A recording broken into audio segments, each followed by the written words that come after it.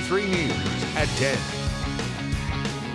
Society where thank you for your service and is every other word, and you're put on a hero's pedestal.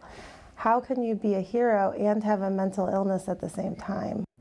For all the good that patients say medical marijuana has done for Pennsylvanians in its first 3 years, it is far from a perfect system. Medical cannabis patients believe the benefits of the drug are endless, though as the program enters its 4th year in Pennsylvania, some believe the stigma around marijuana is limiting its potential. Thanks for staying with us tonight. I'm Evan Forrester.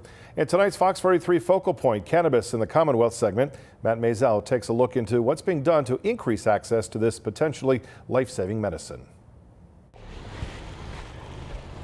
Jessica Friedman walks away. She has to. I liked it. I loved it. And it was me and that drug till the day we die. She walks away from a dark past. The past that found her addicted to heroin at 14 years old.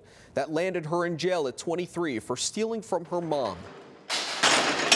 That saw her brother, a Marine Corps vet, commit suicide while addicted to the same painkillers she was hooked on too. He ended up to 22 pills a day when he shot himself in the backseat of his car. Today, Jessica Friedman is on a new drug, medical cannabis. When I start thinking like, oh, I'm getting stressed out and those old things come back, I'll just use it, and all of a sudden those thoughts slow down again. She says it saved her life, even though her brother couldn't get it in time to save his. When you live in a society where thank you for your service and is every other word, and you're put on a hero's pedestal, how can you be a hero and have a mental illness at the same time? Amber Andrusik says she wants to help.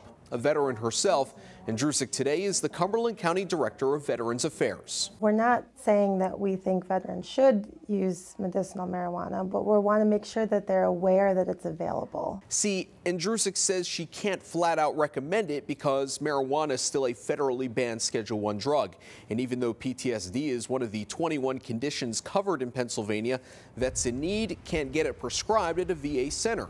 So Andrusik makes sure her fellow vets know it's there. Well, although we respect that, in the state of Pennsylvania, it is legal. And when you look at the opioid crisis we're going through right now, and the substance use among veterans is through the roof. Congress does have the power to change the classification of cannabis as a Schedule I drug, and there are currently bills in Congress designed to give the VA more freedom in prescribing it.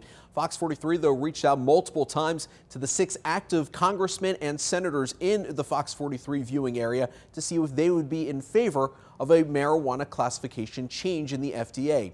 Only 3 responded, and Congressman John Joyce and Scott Perry, as well as Senator Pat Toomey, are all not in favor. In all honesty, you really want to know the facts here? Lebanon County Republican Senator Mike Fulmer is still as passionate as ever when it comes to medical marijuana.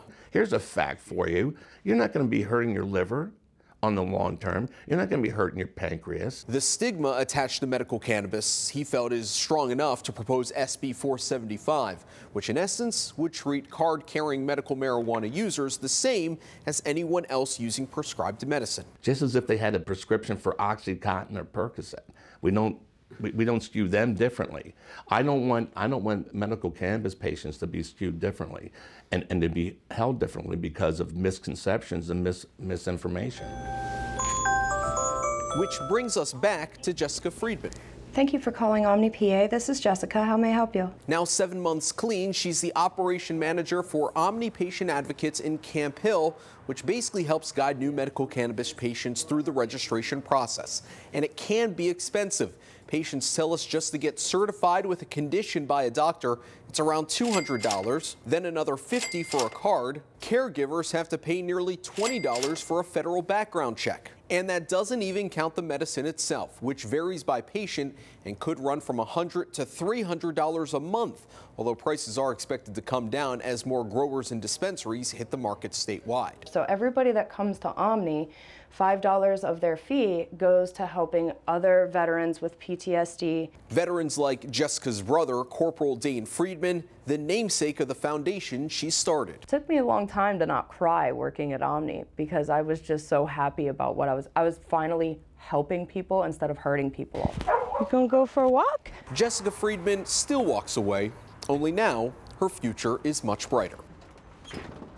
Of the 3 congressmen who responded to our FDA question request, we've published their full responses on our website, FOX43.com, and we will continue to follow up with the 3 who did not respond. As for Senator Fulmer's bill, it has been sent to the State Senate Judiciary Committee, where it is still awaiting a vote. Matt Maisel, Fox 43 News.